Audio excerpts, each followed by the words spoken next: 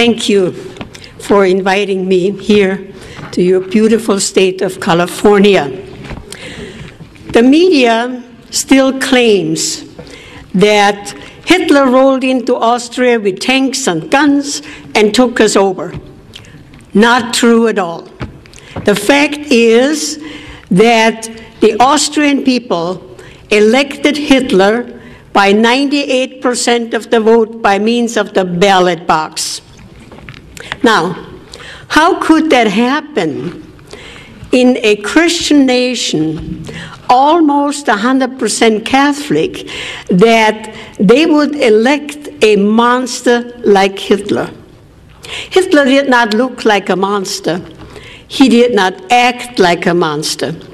He talked like an American politician. The year was 1938. Austria was in a very, very deep depression. We had more than 30% unemployment. We had 25% inflation. And if you borrowed money from the bank, you paid 25% interest. That's why farmers were going broke, businesses were going broke. They could not pay their mortgage, or they could not pay their taxes. What was even worse, we had riots in our cities.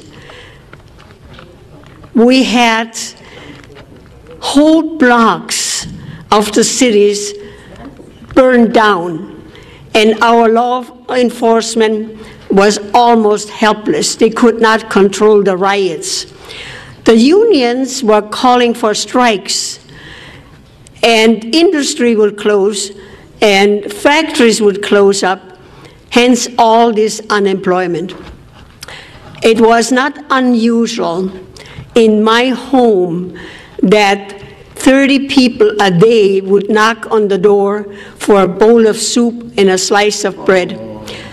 They could keep themselves alive by going door to door. There were no jobs. There were young people, college graduates, no jobs. The media told us that in Germany, where Hitler ruled since 1933, they had full employment, they had a high living standard, and everybody was driving the little beetle car, the Volkswagen. We did not hear a whisper that anybody was being persecuted or arrested. We only heard good things. And of course, we spoke the same language. We spoke German. We had the same culture. There was only a border between us, Austria and Germany, like South and North Dakota. And we said, why not? We would like to have the same high living standard what Germany had, and of all the things, jobs. People wanted to work. Austrian people are not lazy, they want to work. So the Austrian people petitioned the government for a plebiscite, for an election. And hence, the Austrian people elected Hitler by 98% of the vote. So we got a new government, National Socialism. I translate for you, Nationalsozialismus, from the word national, the word Nazi derived. So we were getting a Nazi government. Nobody was elected anymore from the school board, the city commission, the county commission, legislature, and governors. They were all appointed. Well, we thought they would only pick the very best people to govern us. Just like in Germany, we trusted them. We did not ask questions. So the first thing what happened, we had to carry national ID cards. You could not board a bus, you could not board a train without showing your national ID card. Don't ever let that happen here. Very bad idea. The next thing what happened, Hitler gave us free radios. So we could listen to him. He was a great orator. And then he nationalized the radio station. And we were warned if we would turn on a foreign radio station like British Broadcasting or Switzerland, death penalty. Nobody turned on a foreign radio station because you know what the death penalty meant. So the newspaper, before it hit the street, it was being censored by the government. So the only voice what we had was the government radio station and the government-controlled newspaper. So a lot of new things happened very quick. Hitler gave us equal rights. Oh, that sounded so very good. Equal rights for everybody. Also, everybody was getting a guaranteed income from the government. The equal rights, here we call it the Equal Rights Amendment. Equal rights was designed in two components: equality, economics, and social. Economics, that was designed to equalize the country's wealth, because everybody was entitled to a guaranteed equal income. In order to achieve that, they had to raise our taxes up to 70% to equalize the wealth. Those who were on the lower income level, to graduate them up there to an equal level, they got subsidized housing, they got food stamps, they got heating fuel, and they got a certain amount of payment from the government for each child. So they equalized the country's wealth by taxing us 70% to bring that level, the lower income level, into an equal level, and that is called socialism. Yes. On the social level, of course, under socialism, everybody has to be in the workforce. Before Hitler, of course, the moms stayed home, they were good wives, and they raised their families. But under socialism, if you are not in the workforce, you are called a parasite. So the moms were being put out into the workforce, so what happened to the children? Child care centers. You could, and it was all free for everybody. You could bring your 4-month-old baby, leave it there 24 hours, 7 days a week. As longer you left your child there, the better the government liked it. The staffers of the child care centers, they were not the grandmotherly type of women who took care of the children. They were young women, highly skilled in child psychology, to mold the little babies from 4 weeks on up how the government wanted them. The government raised our children. So that was the equality, equal rights for everybody. The next thing what happened, education was nationalized. We had a very good educational system in Austria before Hitler. I went to public school. We had a very good curriculum. We even prayed in public school before class and after class. That morning, after the election, I walked into my classroom and the crucifix was gone. And the teacher said, this morning, we greet each other, Heil Hitler. And she said, we don't pray anymore. We sing Deutschland, Deutschland über alles, Germany above everybody. And she also said, we would not have twice a week religious education anymore either. We would have physical education instead. Oh, we did not mind that. It was a lot more fun to play ball than study the Bible or learn long prayers. She also said that on Sunday we could not go to church anymore because Sunday was compulsory National Youth Day. We had to attend at 8 o'clock in the morning to the gymnasium instead of going to church. The first 2 hours we had political education. Today I would call it political indoctrination. We were being told not to listen to our parents. They were just old-fashioned old fogies. They did not understand the young people. Only Hitler did. So don't listen to your parents anymore. And besides, you had freedom and you had rights. So our parents could not tell us anymore when to come home at night. We could decide that for ourselves. The rest of the day we had sports.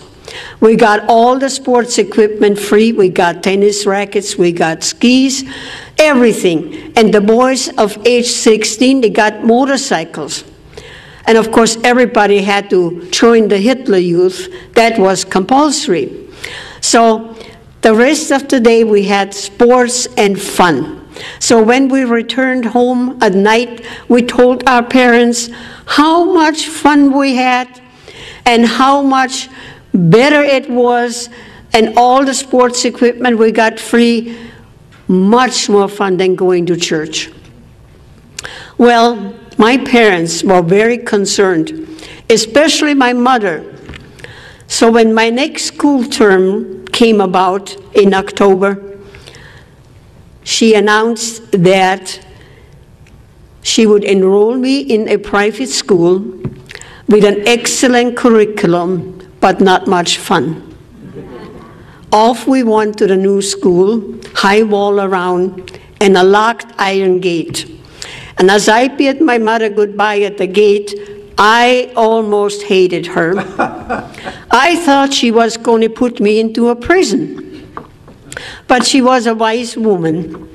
She said, today you do not understand why I'm doing this for you. But when you grow up a bit, you will understand.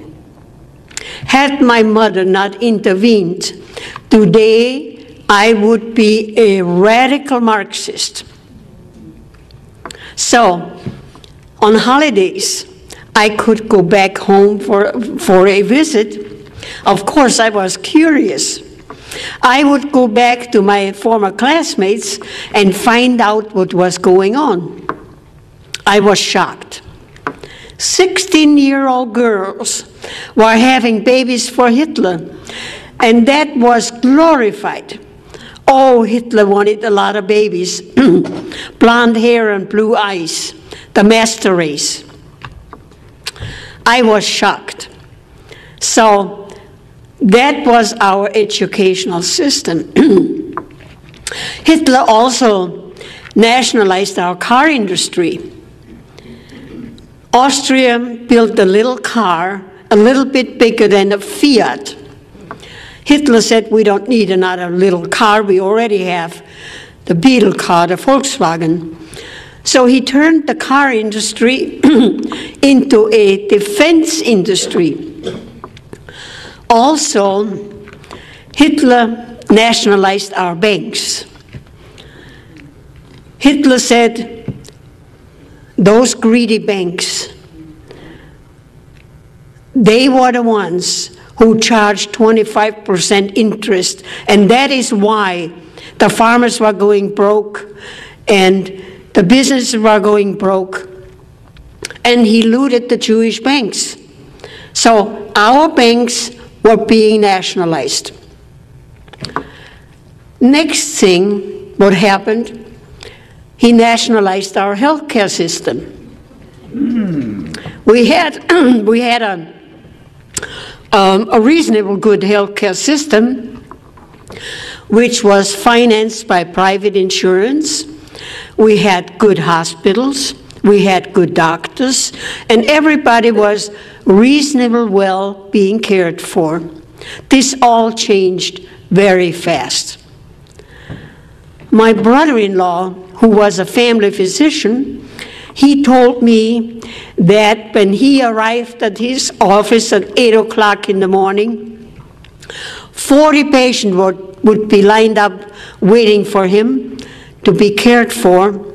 He said it was like practicing medicine on a conveyor belt.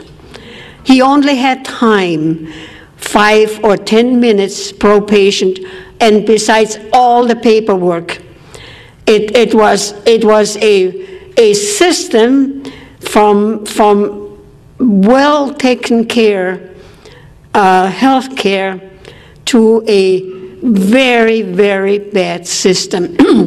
And what was even worse, he told me that naturally all the doctors were being salaried by the government. There was no more free market.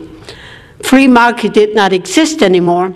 The government salaried all the doctors. So my brother-in-law was a very conscientious doctor. He would only prescribe medication what the patient really needed.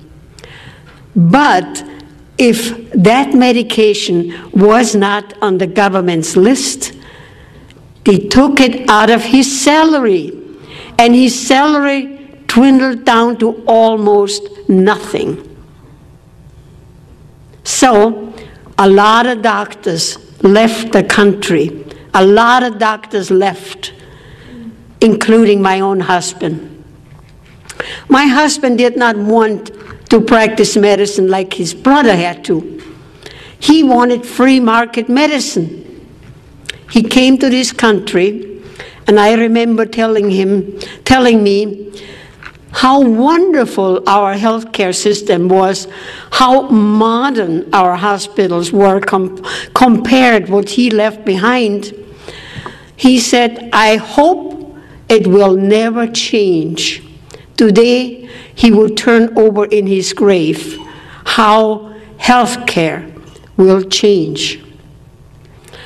Also, of course, under a socialist government, you have a lot of rules and regulation.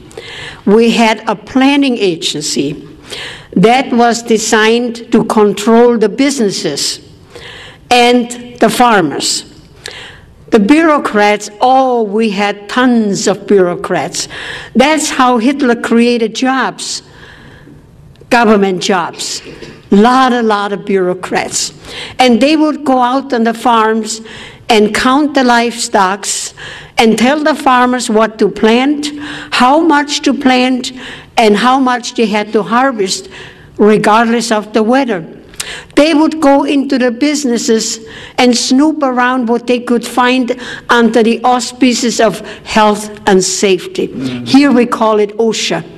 They were nitpicking everybody. And I hear that a lot of time from my audiences, how the bureaucrats come into their business and snoop around what they can criticize and what the business owner had to replace. And that's why a lot of businesses in Austria could not afford replacement, whether it was round tables versus square tables and more bathrooms. So a lot of businesses closed their doors. So Also, the bureaucrats would go out on the farms and count the chickens and order the chickens how many eggs they had to lay. That's right. Ridiculous. Absolute ridiculous. Hitler wrote a book, Mein Kampf, My Struggle.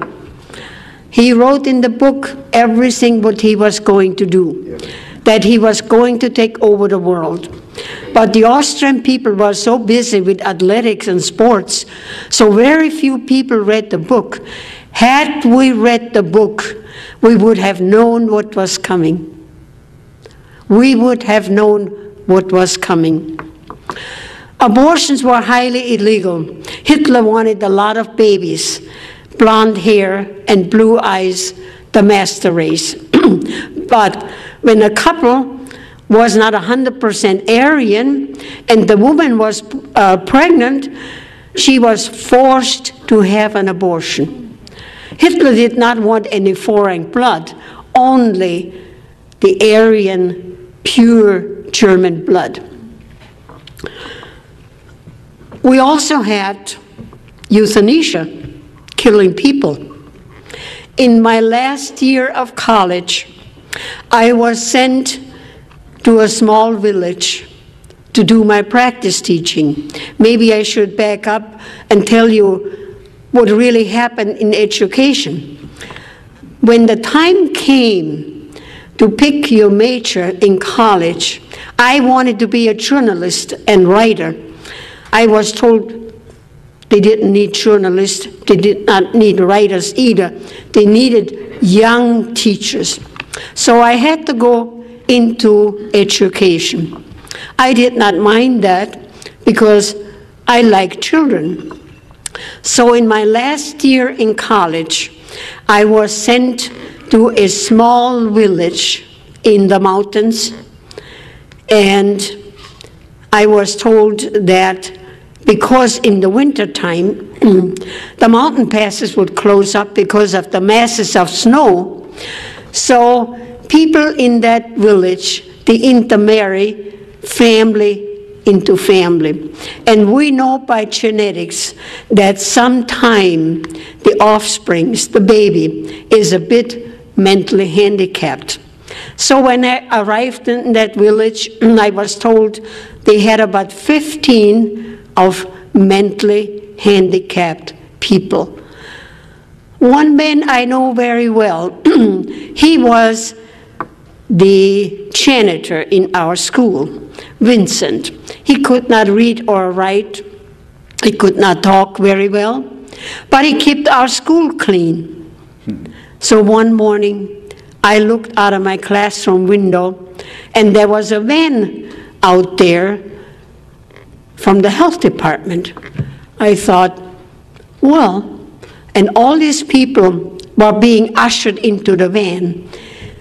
And so I asked my principal, where are they going to take Vincent and all the rest of the people? I thought maybe they take him for an outing, for a picnic. The principal said, oh no, the health department came around and asked the parents if they want to institutionalize their son or daughter to learn how to read and write. Gladly the parents signed the papers and off they went. 6 months later, the letters came to the parents that their son or daughter died a natural but merciful death. The news traveled very fast in that village. People said, well, they all left in excellent health, in good health. And why should they all die within 6 months? It dawned on the villagers that they were being euthanized. After the war, I found out that 20,000 children, handicapped children, were being euthanized. Hitler wanted perfect people. On a personal note, God forbid, should I ever become handicapped, I will never apply for a handicapped license plate because I don't want to get on the list. Amen. And I know that under Obama's health care, we have eugenics. And that means those of us who are getting old, like me, I'm 87 years old, there is no more money for us. So that was euthanasia. We also had a federal police force, secret police, commonly known as the Gestapo, and they were everywhere in civilian clothes. You didn't know who they were. People disappeared all the time, and nobody knew where people were being taken. Nobody knew, but people disappeared. And the Gestapo, they watched everybody's coming and goings, because we had national ID cards, and of course you could not board a bus or a train without showing your national ID card. They keep track on us, and we were being so scared. The most scared of everything we were of the Gestapo, the secret police. This is how it worked. Since the war was going on, all our food was being rationed. We got 1 pound of sugar a month. So if somebody in your family passed away, like grandma, you quickly took that coveted sugar coupon and went to the grocery store and bought that pound of sugar. The next day, the Gestapo would knock on your door and say, we know that you did not turn in the sugar coupon. You bought that pound of sugar, but I am not going to arrest you. But you have to inform on your boss, your neighbor, your friend, everybody you know, and report to our office once a week. They created a network of informers. We could not trust our neighbors. We could not trust our friends. We couldn't trust anybody. We couldn't trust the mailman. Nobody. We were afraid to talk to anybody, anything political, because we did not know who was informing on everybody. A network of informers they created. I believe it was in February '09. I'm a lobbyist in our capital in South Dakota. And that morning I drove to our capital about around 8 o'clock, and I had the car radio on, and the news was being reported. And there was President Obama saying, if you hear anybody criticizing me, call the White House. Yep. When I arrived in the Capitol, I quickly went to ask to verify. I asked some of the legislators if they heard the same story, and they said, yes, we also heard that. Can you imagine creating a network of informers, informing and call the White House? Yes, it's happening. We also had gun control. The government said that children were playing with guns, and we had hunting accidents, people accidentally shooting each other, and we had criminals again, murderers. The only way that they could track the murderer was by the serial number of the gun. So bring your gun to the police station, then we can register the serial number and we can track the criminal. And we thought that was a good idea. Mm-hmm. So gladly we did that. Not long afterwards, they said, no, it did not help. We could not track all the criminals. The best way to have no more crimes and no more people getting hurt bring your guns to the police station, and they already know who had guns because we registered our guns. Keep your guns and buy more guns and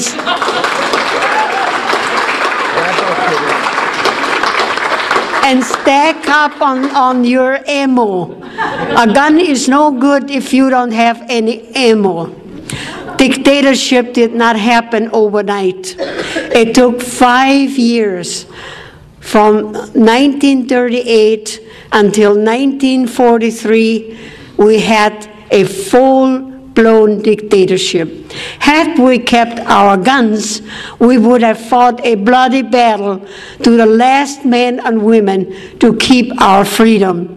But we had no guns. A classic example is, in Switzerland, it is law that everybody has to have a gun. And Hitler took every country in Europe except Switzerland. And Switzerland did not have a war for more than 600 years. Hitler never tackled Switzerland. So keep your guns. Keep your guns.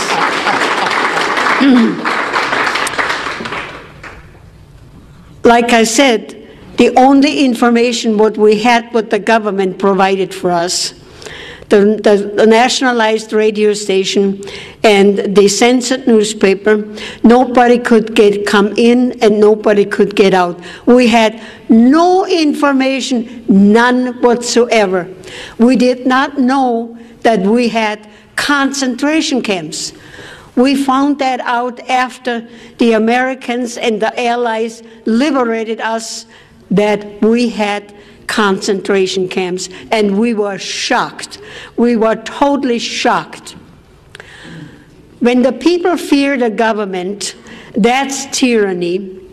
But when the government fears the people, that's liberty.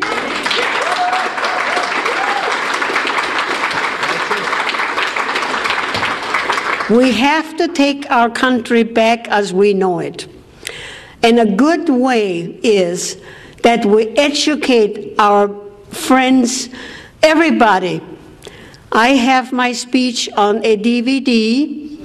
I urge you to have house parties, play my DVD, invite your neighbors, your friends, and educate them on socialism. We are almost 80% there.